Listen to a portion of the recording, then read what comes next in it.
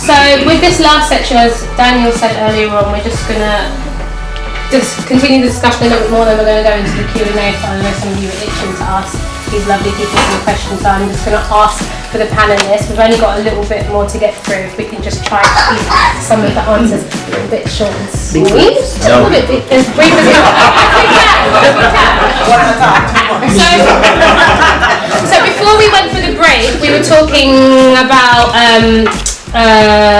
representation in the theatre, and I just want to talk a little bit about blackness through the white gaze. So I asked earlier on if anyone has ever been to an audition or a casting and felt like they either had to amp up their blackness or in reverse, minimise it a little bit. So Maisey, can you talk to us a little bit about that? Yeah, sure. I mean, personally for me today, it's really lovely being on this panel. We are all different shades and everyone's speaking about the same experiences, which is nice and refreshing to me.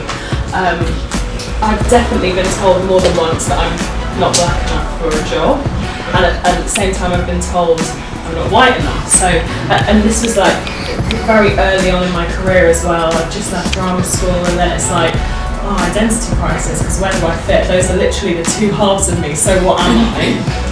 And as well, this isn't after one audition, this is like after 10 auditions, and it's like you can see my headshot, you can see what I look like in the room, so why is it now suddenly changed because of other people you have in the cast or someone else that's telling you? And this is coming from white casting directors as well, which is, it's hard and it's sad, because it's like, so I don't fit your idea of what a black or mixed race girl should look like, so I'm not right for your job then. And for me that was a big identity crisis for a long time. And as I say, it's not just once, it's been quite a few times. So yeah, I think I'd like to see a change in the industry in that as well, because as I say, a lot of us on this panel have had the same kind of experiences. Like, and my agent for me has really helped me with this, because I swapped agents quite early on into my career, and my agent now just says, you don't need to be a type, because you are you. So if they're looking for real people to represent real people in theatre or film, TV or whatever, you're you, so you're a living, breathing person. You don't have to fit into a type, a stereotype of what they think a black or mixed race person should look like because of what your wig is saying that particular day. Or, do you know what I mean? Or because you don't have your natural hair because you do. Like, it's not, the generalisation has to stop. It's really unfair, and I know there's the other side of the coin as well. I completely understand that. My experience personally, yeah, I've been told I'm not black enough for a lot of jobs, which is heartbreaking, to be honest. For the darker skinned ladies on the panel, do you feel like you've gone into the room and had to perhaps reduce your blackness, or just try and They have to take me how I am. They have to take me how I am. I did a show called Stepping Out, where there's one black character in the show, Rose, and they'd taken that, it was a play and they'd made it into a musical, which they should never have done, because the music was poo-poo. It took away from the actual, took away from the actual script, so you didn't really get the story. But anyhow, there's Rose, there's me, the one black character, and I'm playing a black lead in London, and the writer comes up to me and says, Sharon, would it be possible for you to be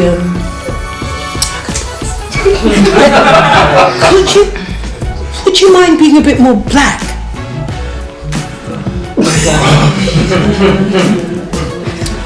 Richard, I don't know if you've noticed,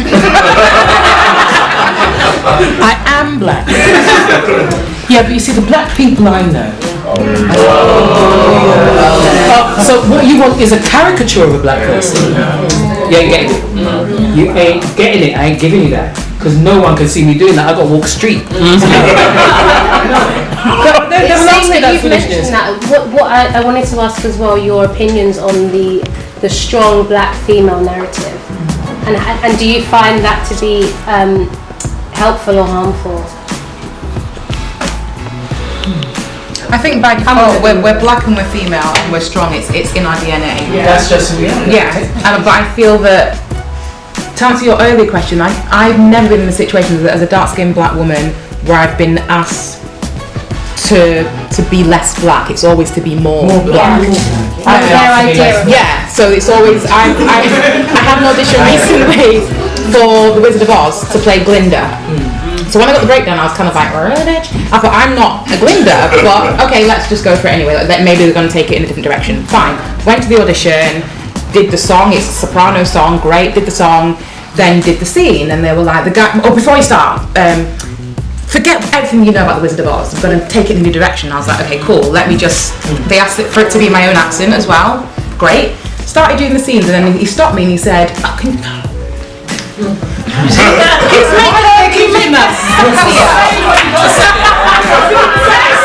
Make her sassier and give her more attitude. So this was only a few months ago, and I think back in the day when I just left drama school, I would have gone like, okay, yes sir, I'm gonna do it. And I would have done that. And I have played roles that have asked for that, and I've just jumped on it and gone, I know what you want, so I'm going to give it to you. This time I'm like, no freaking way. So I said, I don't know what you mean. I don't know what you mean by that note. What do you mean by sassy? Make them say it. And he was like, well, just sass it up a bit. And I was like, no, I don't know what you mean. I really don't. I don't know what you mean. And it was awkward because my friend was MDing it, and I trained with him, and I felt he was going red, like he was really embarrassed. And I was like, no, I'm not going to let you off the hook.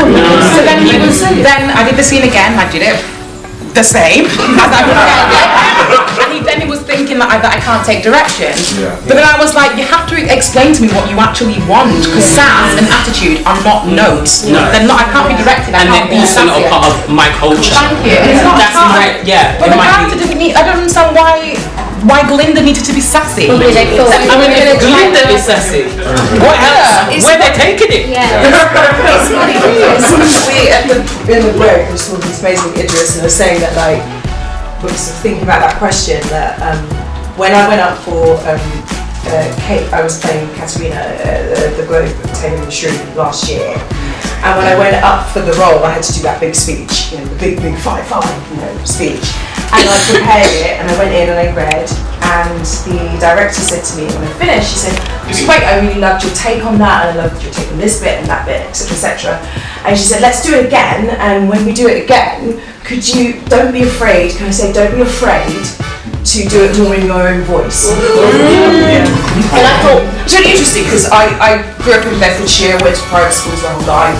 I was the only black girl in my year for 7 years. Like, this is my natural speaking voice. But for whatever reason, obviously, looking the way I look, I didn't fit into what her idea of what she perceived was, she's black, an urban black girl from London, so she's putting something on. And I was like, oh, well, I'm not. But so I thought, okay, I just did what she asked, because I knew what she meant, which was, could you be a bit more street London for me?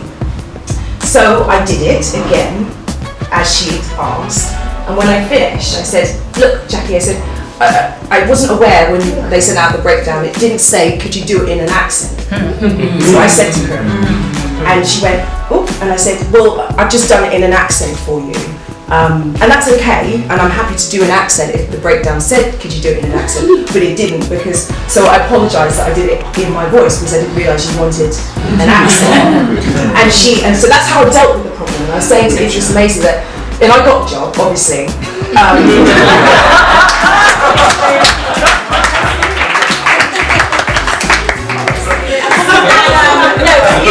I was just saying to Maisey that I think the issue is, and it was right to call them out, but I think it's about also how you call people out.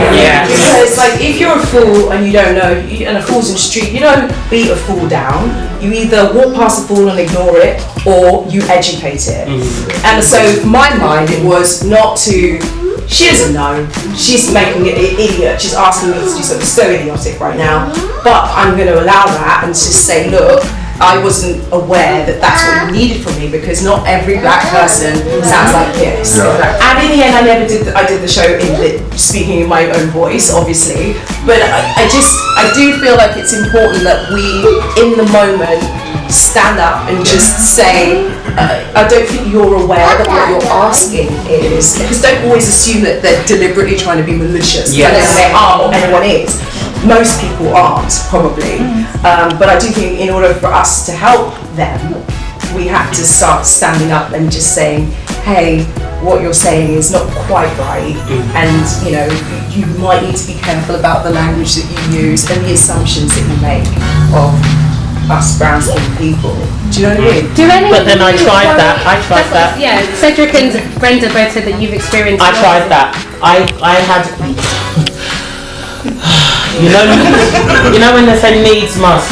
So I was out of work, as a lot of us performers are. Even people who come from reality shows, they do get out of work. So I have my full-time job that I can do. I'm a very good accounts payable manager, but I thought, let me keep with the singing. So I went and did panto for my first time ever. And I went for the audition. I was called for the audition. No, scrap that. I was told that they want me for this role. This company want you to play this role. Okay, what's the role? A fairy. My face automatically went, because again, anyone who knows me, they know I'm not a fairy. So far you can't.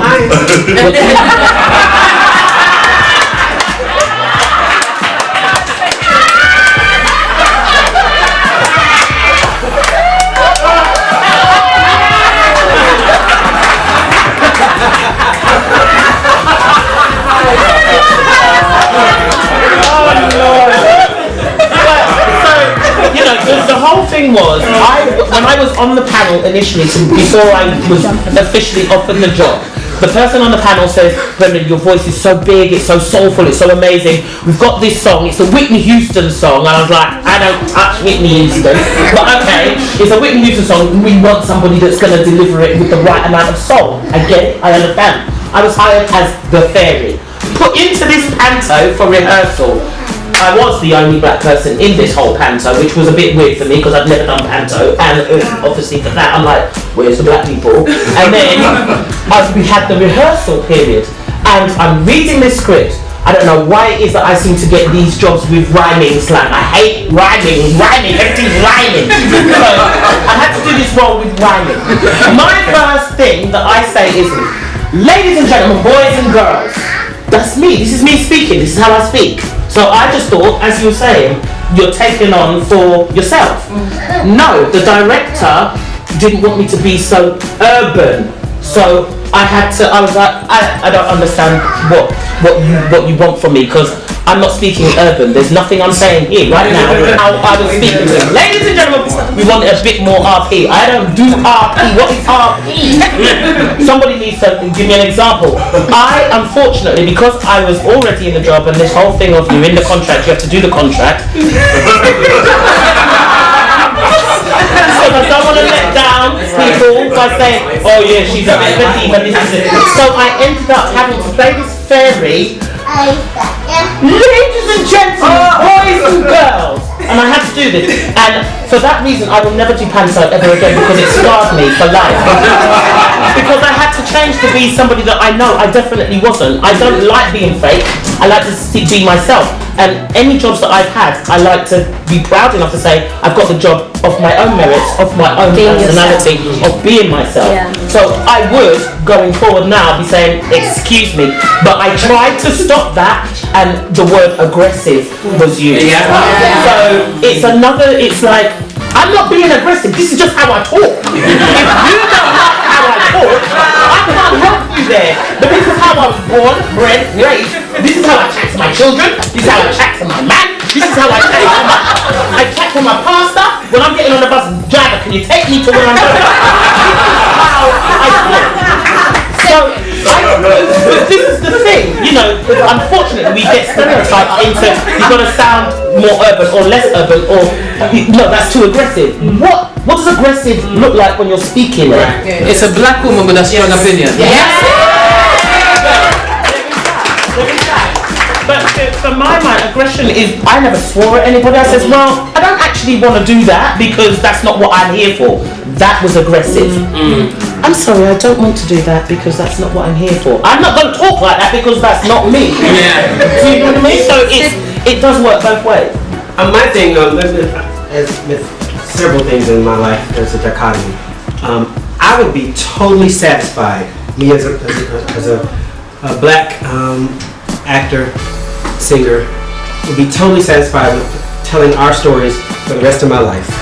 I would be so satisfied just being Barry Gordon for the rest of my life, or being Sporting Life for the rest of my life, telling our stories. I'm totally fine with that. My experience was not, can you be black or can you remove some of the soul? Oh my God! No! And I'm gonna do like I told Idris. I'm calling out. As you know, my first West End experience was as Berry Gordy in Motown, and I love that show and I love that family, and that whole experience was just amazing for me. Taught me so much. But I'm a musical director in that show. If you know me, I'm one to do melismas, scatting, runs, riffs, whatever you want to call it, because it's been in existence since music has been there. There's been local adorning, but I'm one to do that. In my auditions, you get with my auditions what you get with on stage. So in my 9 recalls for Motown, I never sang "Can I Close the Door" or "To Be Loved" the same. I never sang the same. It was always certified. There were riffs. There were, and you hired me because of that. You hired me. But then we get into the show. 9 months into the show, and I'm doing the same riff that I've been doing for 9 months into the show, and you call me to your room and, excuse me, could you just not do that? You know, it's just not musical theater. It's Motown. It's Motown. You hired me to do Motown. You hired me to do a soul. And now you're coming to me well, the ninth isn't that chord, and I learned this phrase when I came over here, and I hope this doesn't offend anyone, but if I hear the word ping one more time, ping is not a musical term. Ping. I'm sorry. Ping is a very nice way of saying, can you sound more white? You just ping me now, ping. So now you want me to remove So I was asked to dumb down my soul and my blackness, and I do take my blackness is a part of my soul, is a part of my blackness. I think soul is not a sound, soul is an experience. And so I came from the, and then I had to technically sit down and say, I'm not new to this, I'm true to this. I've been training to do this all my life. So this riff that you're wanting me to take out that's been in the show for 6 months, 9 months, let me tell you why I do this riff. Because it's an extenuation of the text, and in this part of the text, this particular character is being flamboyant. What way is there to express flamboyancy than with a riff? So now I'm not removing my riff. Now I'm not removing my soul. I'm not gonna be less black for you. No. Yes, it's music theater, but it's